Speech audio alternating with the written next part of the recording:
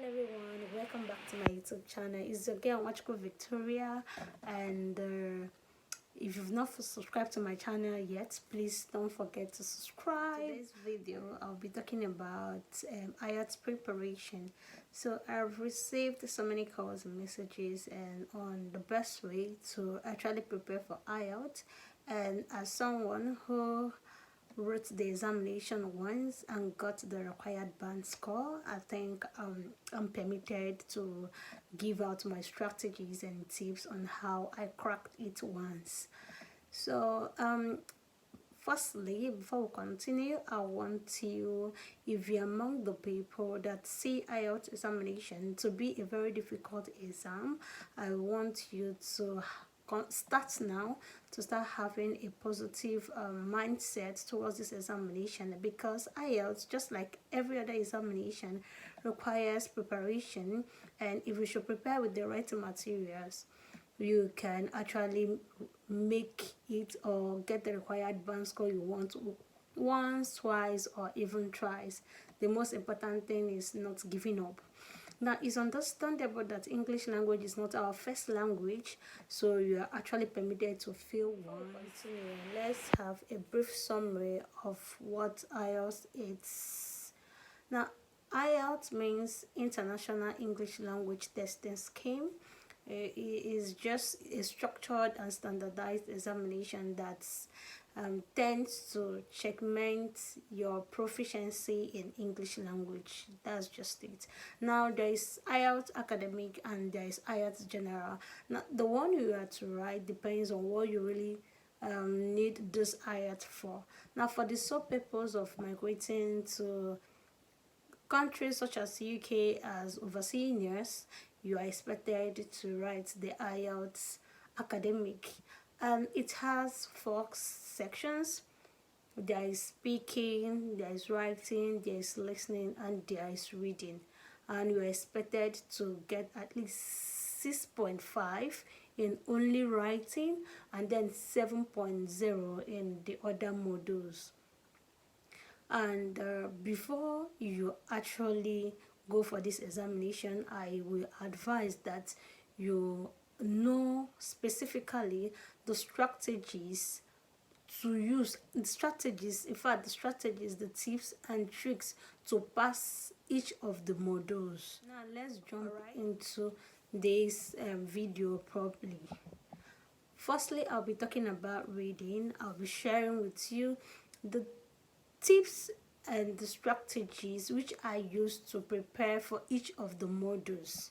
Now I'll be starting with reading. For reading, the basic thing you need there is to be able to read fast, and secondly to know words like keywords. Now for reading fast, you can actually develop the skill by form it as a habit to read newspapers. Read articles, read articles pertaining to science. If you are actually going to write IELTS Academic for work, for nursing job, the examination you get in the real sense matches to this. All right, so prepare with the materials or articles in science. Now BBC Science has good articles on this and even guidance, so try to be able to read every day. Try to read one article every day. It will help you to a kind of increase your speed when it comes to reading. And then keywords, try to know keywords, because you might not be able to have the time to go through the full passages before you start answering the questions, because the passages are long. So the pattern I used was the skimming and scanning, where I was just scanning for keywords. Now reading has different question types you are expected to answer.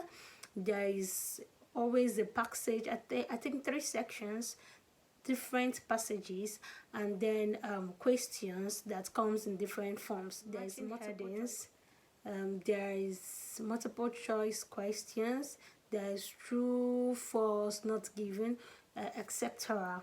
Now you are expected to like do research on the different forms that this question can take, and also the best way to answer them. Like actually some of the question types, the answers always come sequentially in the question. So if you should do a good preparation on this question types, you would develop the best tips, or the best strategy to use and answer the question within the given time.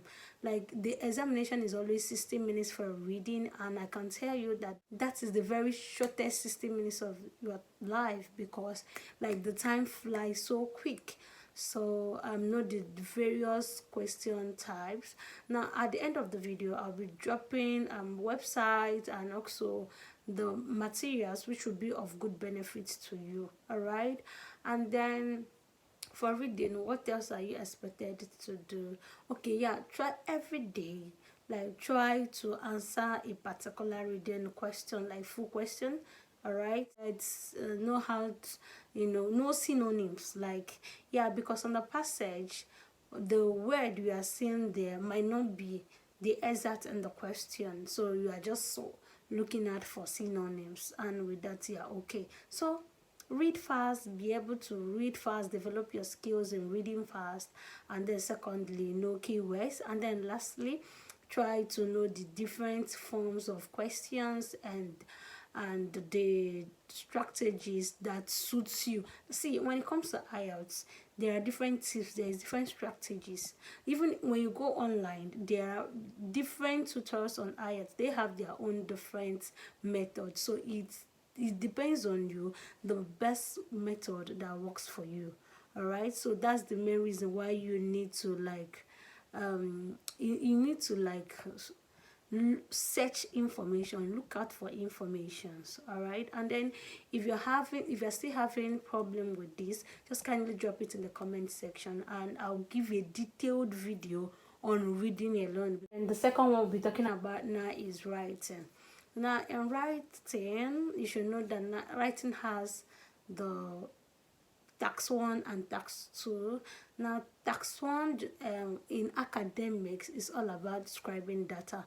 Now there might be a bar chart, a pie chart, a table, or any other thing, yeah, any other thing where you expected to describe the data you found there. All right, so you just need some works that we don't actually use every day. So that's the main reason why you need to like study before you go for this examination, practice before you go for this examination. Now writing has criteria. Your examiner, when going through your passage or your description or your answers, they are looking out for criteria. You need to write to meet up to these requirements and expectations. Now they are looking at vocabulary, grammatical accuracy and complexity, your cohesion with the rest of them. So you need to actually study more on this. And then like I said before, there's tax 1 and tax 2. Tax 1, I will tell you that you need to know some words that you can use to describe data, because this data that we are actually talking about is in figures, and you are expected to like give, maybe write how many words, is it 300 words, I can't remember again, or 150 words, to describe those figures. Now you need words such as significantly, drastic increase, dramatic decrease, skyrocketing, rose, rise, with the rest of them. So practice with those words. Like, see, this examination is easy because you already know what you are expected to, what you are going to expect in that examination. Now in task 1, what I myself did was, you see those words, I had them here. Like I had them here. Once I saw my question paper, like around the corner of the question paper, I had to like drop down this words so that I don't forget them, and I was using them one after the other because I know that definitely is going to boost my score. All right, and then for task 2, you are just expected to write an essay. This essay, you might be maybe providing a solution to a problem. You might be disagreeing with a particular point or agreeing with a particular point, but the thing is, know how to introduce this essay, know how to like write a good body, because like the body is going to boost up your score. Now, words, there are linking words that will actually boost your score. You should know different linking words that you can use to like join one or two sentences together.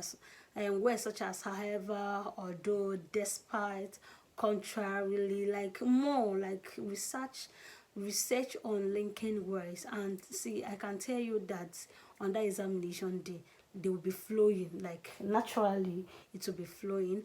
And then know how to write a good conclusion, like conclude your essays very, very well. Like make sure that like you finish before time.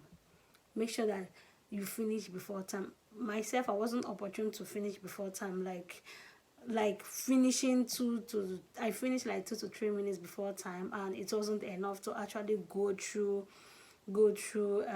my passage once more before submitting. However, while I was writing, I was making sure that I was avoiding errors, errors in spelling, and then I made sure that I was punctuating at the same time. Sisters, brothers, please punctuate, because punctuation, if you don't punctuate, the examiner might find it difficult to read meaning into whatever information that you are giving out.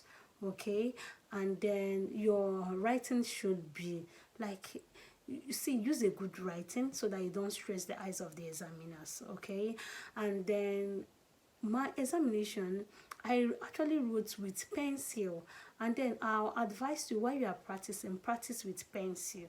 Like on that day of the examination, I'm not used to writing with pencil, so I found it difficult, like writing with pencil. I wasn't as fast as I would have been if I was using pen to write that examination. So I advise you to practice with pencil. Now, if you use pen, if you have written this examination once, or if you know someone that has written this examination and used pen, please drop it in the comment section. Let me know if it's my center that actually uses pencil only to like write. Like once I heard that announcements, you don't need pen for this particular for this particular section is pencil. You needed to see my expression. I was disappointed because I didn't get the information beforehand. Now, as a sister who has passed through this examination, I'm telling you, prepare with pencil. On that day, you are going to see that your speed will actually be kind of better because you've practiced with pencil. And what else do you need to know about your writing? So that's just it. So make sure you practice. See, writing, you need to is one of the active form of this examination, so you need to practice. See, write every day, and you will see that your speed, your accuracy, and errors, spelling errors, is going to be reduced, because you have opportunity to a kind of check out spellings that you are not sure of. Okay, and then the third one will be speaking. Now, in speaking, if you are not in a city where maybe the means of communication is using English language, see, I'll advise you, talk with English language, speak with English language, eat with English language, sleep with English language. Like, make sure that any form of communication you are having with anybody, even if they are not responding in English language, talk to them with English language, because this is going to actually help you on that examination day. Okay, it's going to help you on that examination day. And then if you have a spouse, if you have a sister, beg them to make out time for you, at least 1 to 2 hours. Let them ask you a question, you answer, and then try to initiate conversation anywhere you are. Try to initiate conversations on at least recent things happening around. And then while you're going to work, going to school, anywhere you're going to, anything you see, start speaking. See, why going to work? I speak in the bus. I speak in the, if I see a bicycle, I'm talking about bicycle. I'm speaking, like, I'm talking about bicycle in the bus. The sky, I'm talking about sky. Moon, I'm talking about moon, because you don't actually know what you are going to be asked in the examination. Okay, now there are materials that are available online, so that you will know the type of questions that you might be getting on that day.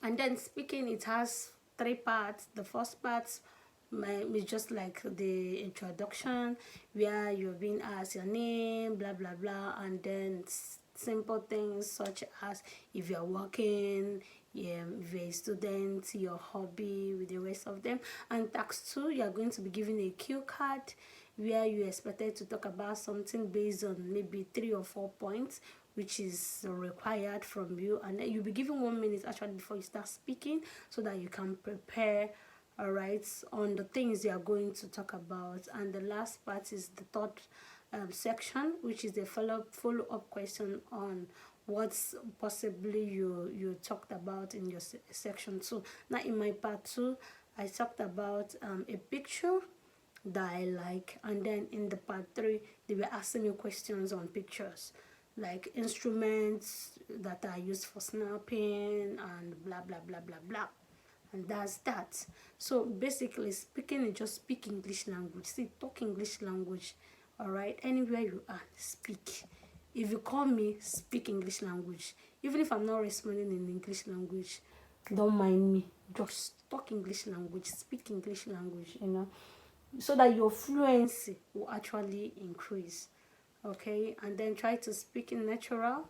So, someone like me, I like making things easy for myself. So there were words which I already had in my mind that I must surely use. Okay, so, and then remember not to use big vocabularies that you cannot actually express well.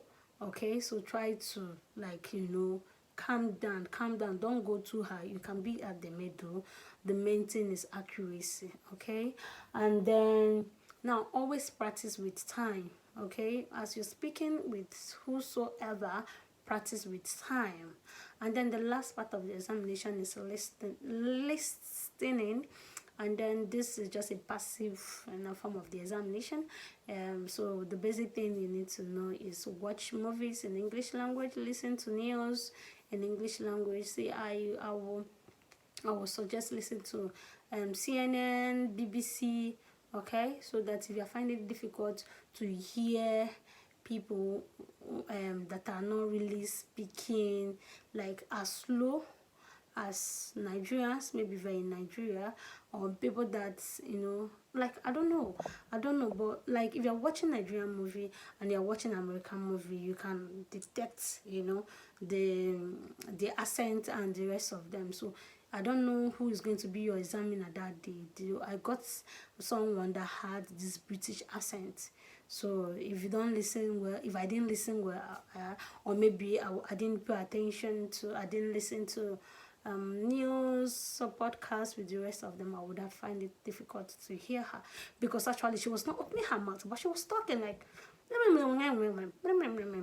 something like that. So try to listen, to foreign people talking. That's basically it. Listen to foreign people talking, and then try to practice within specific time.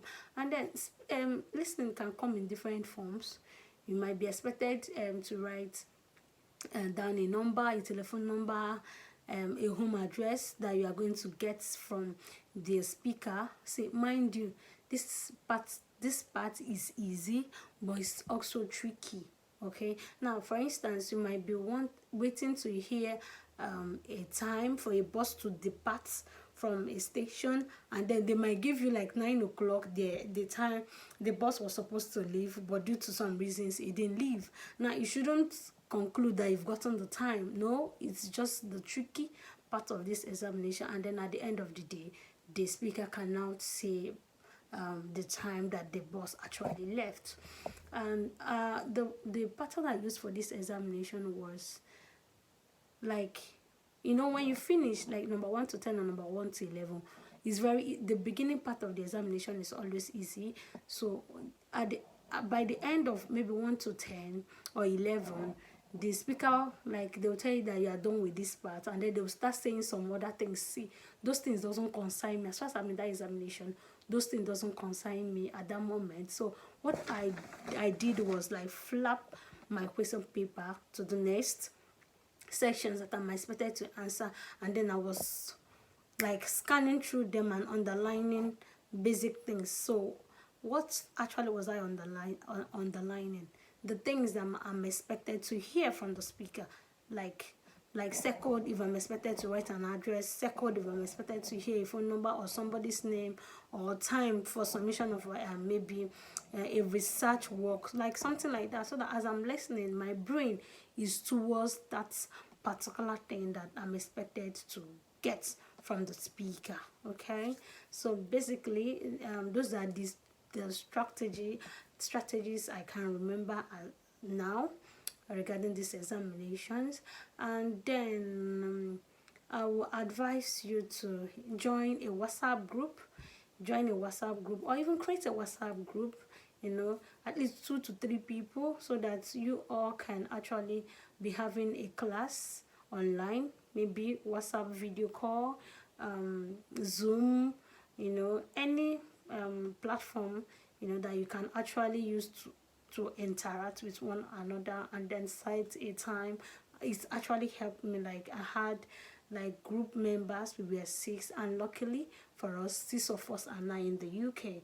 Okay, now if you want to be if you have the intention of having a private tutor at home to help you prepare, I'm not against it. But like I said earlier, passing IELTS doesn't depend on someone that has masters in English language teaching you. No, the question is the person knowledgeable on the structures of IELTS?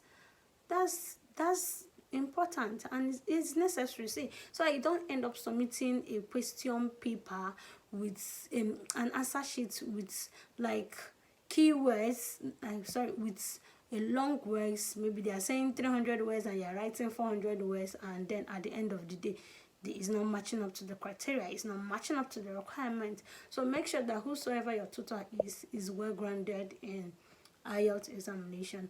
And then try to watch YouTube videos. I recommend Fast Track and E2.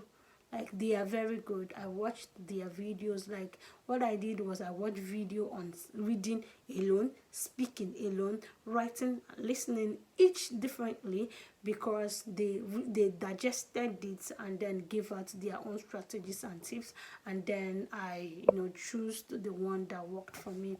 And then secondly, lastly, I will advise you to, like, if you go online, there are IELTS there are IELTS Cambridge questions online. Try to practice with these questions, because it just looks exactly like what you're going to see in the examination. It might not really be the same, but they are going to like have little similarity here and then. And then if you're already used to the pattern of the examination, you'll see yourself writing this examination once, and once, and you're done with the examination. Now, I tell people, to be honest, you might not be opportune to get it once like I did, but never give up. See, now who give up, now you fuck up. You see, never give up. If you get the first one, you can actually combine results. First one, you didn't get the required band score in one module, and second one, if you're fortunate, 6.5 with the rest of them, you can actually like combine your results. Be open, like have an open mind, to whatever the results will turn out to be. But the most important thing is never give up. Alright, so this is the end of this video. If you are still confused or you still have questions regarding IELTS examination, don't forget to drop it on the comment section, and I'll be answering you as soon as possible. Okay, now see you. Don't forget to like this video, comment, okay, and don't forget to subscribe.